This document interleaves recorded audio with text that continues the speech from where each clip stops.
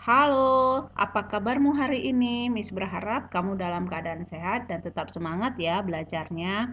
Nah, sekarang buka buku tematik tema 4, subtema 3, kewajiban dan hakku dalam bertetangga. Tapi sebelum kita mulai materi pelajaran kita untuk hari ini, kamu berdoa dulu ya. Kalau sudah berdoa, mari kita mulai materi pelajaran kita untuk hari ini. Di pembelajaran kali ini kita akan membahas tentang menemukan kalimat saran dalam teks percakapan tentang kewajiban dan hak dalam bertetangga. Kita dapat menemukan kalimat saran dalam sebuah teks percakapan. Teks percakapan adalah teks yang berisi pembicaraan antara dua orang atau lebih tentang suatu topik. Nah, topik itu apa? Ya, topik itu adalah pokok pembahasan tentang kewajiban dan hak dalam bertetangga. Nah, sekarang marilah kita baca percakapan Lani dan ibunya berikut ini. Tetangga baru. Di sini percakapan antara Lani dan ibunya. Lani, ibu, aku mempunyai teman baru. Sudah hampir seminggu dia tinggal di dekat rumah kita. Ibu, bagus sekali nak, kamu pasti senang. Lalu Lani menjawab, tentu ibu guru berpesan sebaiknya kita mengenal tetangga. Mengenal tetangga adalah kewajiban kita. Ibu, betul sekali nak, mereka juga mempunyai hak untuk dikenal. Apakah kamu senang mengenalnya nak? Lani, tentu bu, dia sudah kelas 5 SD. Dia pandai menggambar. Ibu, sebaiknya kau ajak dia ke rumah. Kenalkan kepada ibu. Kenalkan juga kepada teman-temanmu. Lani, tentu ibu, terima kasih mengizinkan aku bermain dengannya. Nah, setelah kita membaca tentang percakapan antara Lani dan ibunya, sekarang mari kita jawab apakah kalimat-kalimat berikut termasuk kalimat saran. Berilah tanda B bila benar dan S bila bukan kalimat saran dan berilah alasannya. 1. Ibu, aku mempunyai teman. Apakah ini termasuk kalimat saran? Ya, benar. Ini bukan termasuk ke dalam kalimat saran, berarti S. Alasannya apa?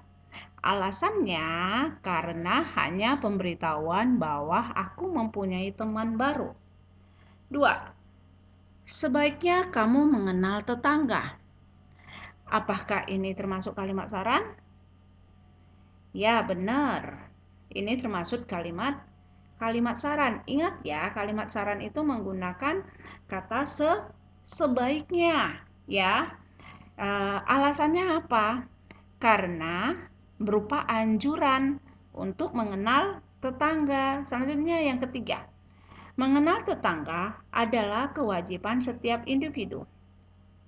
Apakah ini benar kalimat saran atau bukan kalimat saran? Ya, ini adalah bukan kalimat saran. S ya. Alasannya? Karena hanya berupa pernyataan bahwa mengenal tetangga adalah kewajiban setiap individu. Nah, sekarang yang keempat. Sebaiknya kau ajak dia ke rumah. Ini termasuk kalimat saran. Iya, berarti B. Alasannya? Ya, karena berupa anjuran untuk mengajak tetangga baru ke rumah. Nah, sekarang yang kelima. Kenalkan juga kepada teman-temanmu. Apakah ini kalimat saran? Apa kalimat bukan kalimat saran? Ya, benar ya. Ini merupakan kalimat saran. Alasannya? Karena berupa anjuran untuk mengenalkan tetangga baru kepada teman-teman. Menyusun kalimat saran berdasarkan teks tentang kewajiban dan hak dalam bertetangga. Kalimat saran dapat disusun berdasarkan teks tentang topik tertentu. Misalnya, kewajiban dan hakku dalam bertetangga. Dalam saran dapat disusun setelah menemukan permasalahan dari teks tersebut. Oleh karena itu, kita perlu mencermati teks agar dapat menemukan kalimat-kalimat yang menunjukkan permasalahan. Nah, sekarang coba kamu perhatikan gambar berikut ini ya. Nah, Ibu Lani sudah mengunjungi tetangga barunya. Apa yang sebaiknya dilakukan oleh tetangga baru Lani? Sekarang berilah beberapa saran dari permasalahan ini. Saran itu diberikan untuk siapa? Ya, saran itu diberikan untuk tetangga barunya Lani. Ya, sarannya boleh menggunakan kata sebaiknya ya. Sebaiknya tetangga baru tersebut juga berkunjung ke rumah Ibu Lani. Atau seharusnya sebagai warga baru mereka memperkenalkan diri ke rumah yang terdekat. Inilah saran yang bisa kita berikan kepada tetangga baru Lani. Nah, sekarang tugas kamu dari buku LKS halaman 51 sampai 52. Menentukan dua bilangan yang hasil perkaliannya sudah diketahui. Nah, sekarang perhatikan titik-titik kali titik-titik sama dengan 100. Nah, sekarang bagaimana cara kita? Ini sama ya dengan materi pembelajaran kita yang kemarin. Ya, caranya, langkah-langkahnya satu, untuk mendapatkan bilangan pertama, tentukan sebuah bilangan yang dapat membagi habis dari bilangan yang diketahui. Misalnya kita tulis di sini 10. Ya. Lalu, langkah yang kedua, untuk mendapatkan bilangan yang kedua, bagi bilangan yang diketahui dengan bilangan yang pertama. Berarti bilangan yang sudah diketahui tadi berapa? Ya, bilangan yang diketahui itu tadi 100 ya. Berarti kita ubah, perkalian kita ubah menjadi pembagian. 100 dibagi 10 sama dengan, nah karena di sini ada 2 nolnya dan di sini ada 1 nolnya, maka kita coret ya, nolnya 1 di sini juga kita coret. Jadi 10 dibagi 1 sama dengan 10 ya. Jadi di bilangan keduanya sudah ketahuan, yaitu 10. 10 dikali 10 sama dengan 100. Nah, contoh berikutnya. Tuliskan 5 kemungkinan dari perkalian berikut ini. Ya, langkah-langkahnya sama seperti yang tadi kita kerjakan. Pertama itu, untuk mendapatkan bilangan pertama, tentukan sebuah bilangan yang dapat membagi habis dari bilangan yang diketahui. Ya, kemungkinan yang pertama. Kemungkinan yang pertama itu misalnya di sini kita tulis di sini 2. Ya. Dah. Selanjutnya, untuk mendapatkan bilangan yang kedua, maka kita bagi hasil yang sudah diketahui dibagi dengan bilangan yang pertama. Ya, kita tulis di sini yang kedua. Selanjutnya 800 dibagi 2 sama dengan 400. Maka bilangan yang kedua itu kita tulis di sini ya, 400 dan bilangan yang keduanya 400. Jadi 2 kali 400 sama dengan 800. Dan yang kemungkinan yang kedua, titik-titik dikali titik-titik sama dengan 800. Berapa? Bilangan yang pertama berapa yang harus kita tulis? Ya, boleh ya. 4. Ya. Untuk mendapatkan bilangan yang kedua, hasilnya itu dibagi dengan bilangan yang pertama. Ya, lalu kita tulis di sini 2. Lalu ya, 800 dibagi 4 sama dengan 200 ya. Kita tulis di sini di bilangan keduanya berapa? 200. Jadi 4 dikali 200 sama dengan 800. Sedangkan kemungkinan yang ketiga, titik-titik dikali titik-titik sama dengan 800. Angka berapa yang bisa kita tulis? Ya, misalnya angka 5. Ya. Selanjutnya 800 ya, tulis di sini 5 800 dibagi 5 sama dengan 160 ya. Lalu di sini kita tulis bilangan yang keduanya ya, bilangan keduanya 160. Nah, untuk soal nomor 4 dan 5, kamu boleh lanjutkan di buku PS-mu. Pergunakan cara yang ada. Kewajiban dan hakku dalam bertetangga. Siapakah tetangga itu? Tetangga adalah orang yang rumahnya paling dekat dengan kita, sehingga apapun yang terjadi merekalah yang lebih dahulu tahu daripada saudara kita yang jauh. Ketika kita tertimpa kesusahan, merekalah orang yang pertama yang cepat menolong kita. Begitu pula saat kita sedang kerepotan, ketika kita mengadakan acara besar, mereka pula orang yang pertama yang siap membantu. Untuk itu, kita harus selalu membina hubungan baik dengan tetangga. Nah, sekarang apa saja kewajiban dan hak dalam bertetangga? Satu kewajibannya yaitu menjaga ketenangan, tidak boleh bising atau ribut sehingga mengganggu tetangga. Dua, menghormati dan menghargai tetangga. Selanjutnya kewajibannya mendengarkan dan menghormati pendapat tetangga, tolong menolong terhadap tetangga yang sedang kesusahan. Selanjutnya, bersikap ramah dan senantiasa berlapang dada serta menjauhkan diri dari sifat tercela. Itu merupakan salah satu kewajiban kita ya. Selanjutnya, kewajiban mengunjungi tetangga dan bisa memberikan sebagian makanan sebagai tanda eratnya hubungan satu dengan yang lainnya. Selanjutnya, hak kita dalam bertetangga. Hak mendapatkan ketenangan serta kenyamanan. Selanjutnya lagi haknya untuk dihargai dan dihormati. Hak untuk menyampaikan pendapat dan didengar pendapatnya.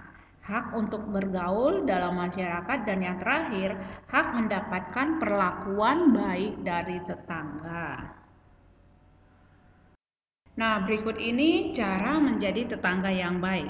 Apa saja cara kita untuk menjadi tetangga yang baik? Satu, jangan mencampuri urusan pribadi tetangga. Ya, itu tidak boleh ya, karena itu perbuatan yang tidak terpuji. Yang kedua, ciptakan suasana kekeluargaan dan persahabatan. Yang ketiga, hindarilah keributan dan kegaduhan. Kegaduhan itu sama juga ya dengan pertengkaran ya. Yang keempat, jagalah kebersihan lingkungan. Yang kelima, bersikap ramah dan menyapa tetangga saat berjumpa. Keenam, jangan segan untuk minta bantuan jika mengalami kesulitan. Jadi inilah cara agar kita menjadi tetangga yang baik. Hal yang tidak boleh dalam hidup bertetangga. Satu, menimbulkan suara keras-keras yang mengganggu tetangga. Dua, memelihara binatang yang suaranya sangat berisik, mengotori lingkungan sekitar. Tiga, tidak mau menerima pendapat dengan orang di sekitar kita atau di sekitar rumah. Empat, marah-marah dengan tetangga. 5. Tidak menjaga kebersihan lingkungan sehingga mengganggu orang-orang di sekitar. Menjaga hubungan baik dengan tetangga sangatlah penting. Hubungan baik dengan tetangga akan mempererat kebersamaan dan menciptakan kerukunan. Kewajiban dan hak dalam bermain. Bermain sebagai kegiatan yang menyenangkan menjadi cara paling utama bagi anak mempelajari berbagai hal. Dalam bermain sekalipun kita juga akan berhubungan dengan hak dan kewajiban. Jadi dalam melakukan permainan juga ada ya hak dan kewajiban yang harus kita laksanakan. Apa saja kewajiban dan hak kita dalam bermain? Satu, kewajiban kita mengikuti aturan permainan. Dua, mengantri menunggu giliran bermain. 3. Kewajiban kita menghargai teman bermain. 4. Kewajiban kita harus jujur saat bermain. Tidak boleh curang. Ya, ini harus ya. Kelima, kewajiban kita bermain dengan semua teman tanpa membedakan atau pilih-pilih teman. Selanjutnya, hak kita menggunakan alat permainan. Sedangkan hak kita mendapatkan kesempatan bermain. Yang ketiga, hak kita mendapatkan perlakuan secara adil saat bermain. 4. Hak kita mendapatkan kesenangan dan kegembiraan dari permainan yang dimainkan. Dan yang kelima, hak kita mendapatkan kenyamanan saat bermain. Nah, tugas dari LKS halaman 57. Kewajiban dan hak terkait hewan peliharaan. Memelihara hewan peliharaan memberikan pelajaran yang baik untuk anak. Anak diajarkan memiliki rasa peduli terhadap sesama makhluk hidup. Anak juga bisa belajar bertanggung jawab dan disiplin. Banyak hewan yang bisa dijadikan hewan peliharaan. Contohnya kucing, kelinci, ayam, ikan, burung, dan lain-lain. Apakah kamu di rumah memiliki hewan peliharaan? Ya, ada kewajiban dan hak yang harus kita laksanakan terkait hewan peliharaan. Apa saja kewajibannya? Kewajiban kita, 1, memberikan makan dan minum secara rutin kepada hewan peliharaan kita ya. Yang kedua, menyediakan kandang untuk hewan peliharaan. Dan yang ketiga, wajib membersihkan kandang hewan secara teratur. Gunanya untuk apa? Gunanya untuk hewan peliharaan kita itu tidak gampang terserang penyakit. Yang keempat, memandikan atau membersihkan hewan peliharaan kita. Itu wajib ya. Yang kelima, wajib memberikan perlindungan dari ancaman hewan lain. Dan yang keenam, mengobati hewan peliharaan kita saat hewan peliharaan kita sakit. Sedangkan hak yang terkait dengan hewan peliharaan kita yaitu kita berhak memiliki atau memelihara hewan peliharaan. Kita juga berhak memilih jenis hewan peliharaan. Dan yang ketiga, kita berhak bermain dengan hewan peliharaan kita. Dan yang keempat, kita berhak atas hasil ternak yang dihasilkan oleh hewan tersebut. Contohnya misalnya kamu memelihara ayam, berarti kamu berhak atas telurnya, atau kucing, kamu berhak atas anaknya. Sekarang kita masuk ke karya dekoratif. Karya dekoratif merupakan karya seni yang berupa gambar dengan motif dan corak tertentu. Karya dekoratif dapat dibuat dari beberapa gabungan garis, bentuk, dan warna. Warna dalam karya dekoratif sangat menentukan keindahan. Kita dapat mewarnai karya dekoratif dengan berbagai warna, misalnya menggunakan warna dasar seperti merah, kuning, dan biru. Nah, coba kamu perhatikan gambar ini. Bagaimana cara membuat gambar motif seperti kantong kertas? 1. Bagi kertas gambarmu menjadi beberapa kotak, masing-masing berukuran sekitar 5 x 5 cm. Ya, kamu ambil kertas buku gambar kamu, terus itu kamu buat kotak-kotaknya yang ukurannya 5 x 5 cm. Yang kedua, buatlah gambar salah satu bangun datar di satu kotak. Gunakan pensil dan penggaris jika diperlukan. Jadi kamu di setiap satu kotak itu ya, kamu boleh gambar salah satu bangunan datar. Yang ketiga, hiasi gambar bangun datarmu dengan motif ciptaanmu. Nah, terserah kamu kreatif kamu sendiri. Sudah kamu buat bangun datar, kotak yang seperti ini. Yang ketiga, kamu boleh hiasin sesuai dengan kreasi kamu ya. Nah, selanjutnya yang keempat, buat gambar serupa pada kotak lainnya. Ya, jadi kamu kotakin, kamu buat gambar serupa dengan gambar yang nomor 1 itu sampai selesai. Ya, sampai kotaknya selesai atau habis.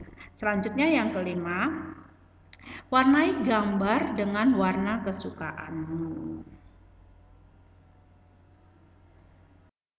Nah, sampai di sini dulu pembelajaran kita hari ini. Sampai bertemu kembali di pembelajaran berikutnya. Apa yang sudah disampaikan, kamu boleh catat, dan apa yang ada yang ditugaskan boleh kamu kerjakan langsung ya. Terima kasih.